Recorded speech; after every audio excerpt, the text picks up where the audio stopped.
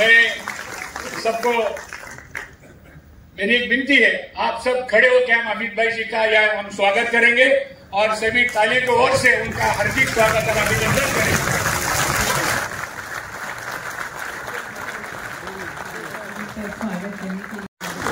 विठ्ठल रुक्मिणी की आभूषण जड़ित प्रतिमा भेंट कर रहे हैं, उन्हें आदरपूर्वक भावना से सम्मानित कर सादर धन्यवाद कर रहे हैं। जैसा कि आप जानते हो कि हर साल 2 बार पूरे भारत से लाखों भक्त हजारों मील पैदल चलकर महाराष्ट्र के पंढरपुर में स्थित विठ्ठल रुक्मिणी मंदिर के दर्शन के लिए आते हैं। ये अपने आप में एक अहमियत है।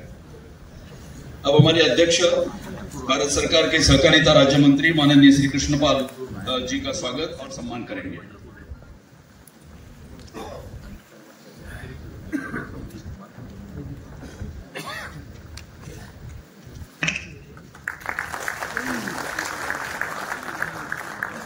अब मैं हमारे बोर्ड के वरिष्ठ डायरेक्टर और गुजरात के भूतपूर्व सहकारिता मंत्री माननीय ईश्वर सिंह पटेल जी से दरख्वास्त करता हूं कि वे उत्तर प्रदेश के चीनी उद्योग एवं गन्ना विकास मंत्री माननीय चौधरी लक्ष्मी नारायण जी का स्वागत और सम्मान करें।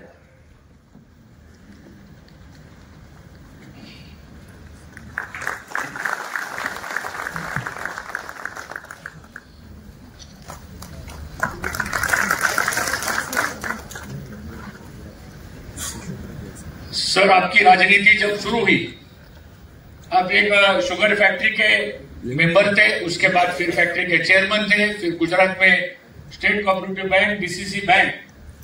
तो सहकारिता में आपको हर चीज की पूरी जानकारी है, तो ज्यादा बोलने की जरूरत नहीं है, बिकॉज आप हमेशा इस सहकारिता बढ़ाने का काम पिछले 5 सालों में अपने, जब आप सब आने से पहले आपका एक प्रेजेंटेशन सर हमने डिपार्टमेंट का देखा, तो 56 के नए फॉर्मूलाज इस कोऑपरेटिव डिपार्टमेंट ने अपने बनाए हैं और इसका पूरी देश में स्वागत हो रहा है। सहकार से समृद्धि, ये जो आपका जो मंत्र है वो लेके सर हम सब इकट्ठा काम कर रहे हैं। मुझे आपको बताने में खुशी आती है सर, आप जब आए तो हमने बाहर एक हार्वेस्टर रखा है, गेन हार्वेस्टर सर। एक गेन हार्वेस्टर सर, ये अभी शुगर फैक्ट्री के सामने बड़ी चुनौती है कि अगर हमको गेन क्रशिंग करना है तो हार्वेस्टर की आवश्यकता है।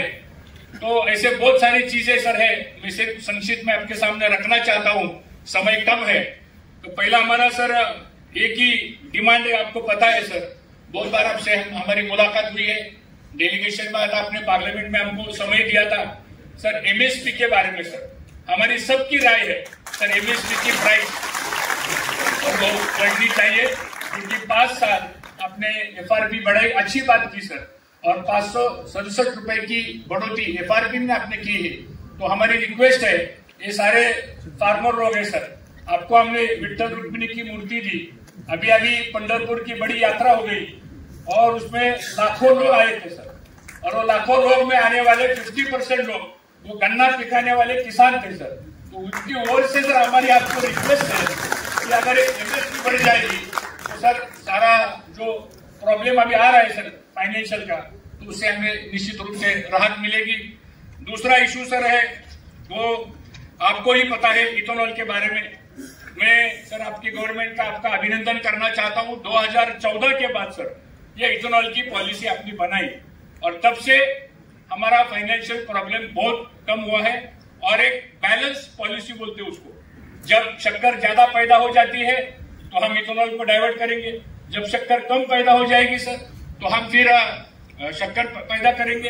तो ये सारा बैलेंस पॉलिसी करने के लिए आपने इस इथेनॉल की पॉलिसी बनाई। लेकिन सर पिछले साल सी हेवी मोलेसिस का रेट आपने बढ़ाया सर, अच्छी बात की, लेकिन सर बी हेवी का और सिरप जूस इथेनॉल का जो रेट है वो 1 साल से वहीं पे रुका है। थोड़ी उसमें अगर बढ़ोतरी करेंगे तो हमारे सब फार्मर के लिए अच्छा हो जाएगा। ये हमारी डिमांड है। 20% तक का ब्लेंडिंग एक बहुत बड़ी अचीवमेंट सर आपके नेतृत्व में इस देश में हुआ है।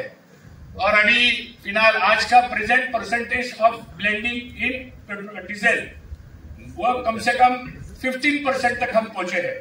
जब हम 20% तक जाएंगे तो सब 900 करोड़ लीटर का इथेनॉल हमारे शुगर फैक्ट्री से बनना के लिए आपने हमारे पास पूरी यंत्रणा तैयार है। लेकिन बीच में सर आपने हमको एक सलाह दी थी कि ऑफ सीजन में जब फैक्ट्री बंद हो जाती है तो ऑफ सीजन में मक्के का यूटिलाइजेशन ये इथेनॉल के लिए करना चाहिए। वो प्रेजेंटेशन भी सर हमने आपके ऑफिस में दिया है। आपको उस दिन कुछ इमरजेंसी मीटिंग थी इसलिए आप मीटिंग में नहीं थे, लेकिन आपने हमको मैसेज दिया कि सेक्रेटरी के साथ बैठ के तय चर्चा करो।